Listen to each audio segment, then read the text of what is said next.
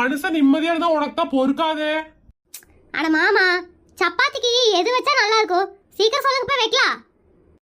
சப்பாத்திக்கு இரு, ஒரு நிமிஷம் இரு.